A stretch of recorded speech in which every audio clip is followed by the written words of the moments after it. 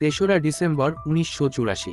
একটি রাত যা চিরকাল ভারতীয় ইতিহাসে থেকে যাবে এক বিভীষিকাময় অধ্যায় হিসেবে। আজ আমরা কথা বলবো ভোপাল গ্যাস দুর্ঘটনা নিয়ে, বিশ্বের সবচেয়ে ভয়াবহ শিল্প দুর্ঘটনাগুলোর একটি। সাল 1984-তে মধ্যপ্রদেশের ভোপালে অবস্থিত ইউনিয়ন কার্বাইড ইন্ডিয়া লিমিটেড কারখানায় কীটনাশক তৈরি করা হতো।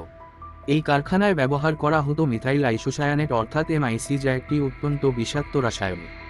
তেসরা ডিসেম্বর 1984 সেদিন এই রাসায়নিক লিক হয়ে যায় এবং তা ছড়িয়ে পড়ে শহরের বাতাসে।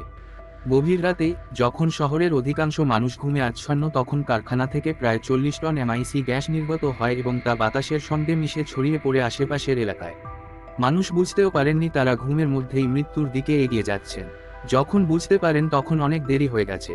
চোখ জ্বালা করতে থাকে, নিঃশ্বাসে অসুবিধা হয়। বিষাক্ত গ্যাস শ্বাসনালীর মাধ্যমে মানুষের দেহে প্রবেশ করে যায়। প্রায় 5 লক্ষ মানুষ এই দুর্ঘটনার শিকার হন। কয়েক ঘন্টার মধ্যেই হাজার হাজার মানুষ মারা যান।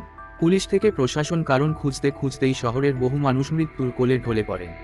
ইউনিয়ন কার্বাইড ইন্ডিয়া লিমিটেড কারখানার শ্রমিকরা সেদিন রাতের খাবার খাওয়ার পর যখন প্রতিদিনের মতনই চা ব্রেক নিয়েছিল, তখন একজন শ্রমিক বুঝতে পেরেছিলেন কিছু সমস্যা রয়েছে, কিন্তু সে অতটা বুঝতে না পেরে গুরুত্ব দেয়নি।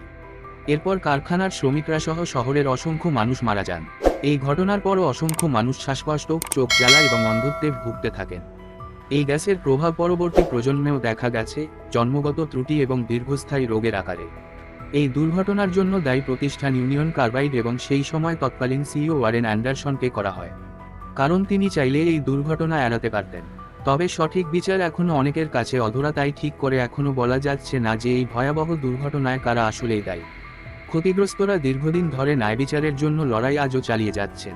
ভোপাল গ্যাস দুর্ঘটনা আমাদের মনে করিয়ে দেয় শিল্প কারখানার দায়িত্বশীলতার প্রয়োজনীয়তার এবং মানুষের জীবনের মূল্য। এই ট্র্যাজেডি যেন আর কখনো না ঘটে, এটাই আমাদের সকলের চাওয়া। বন্ধুরা, আজ এই পর্যন্তই।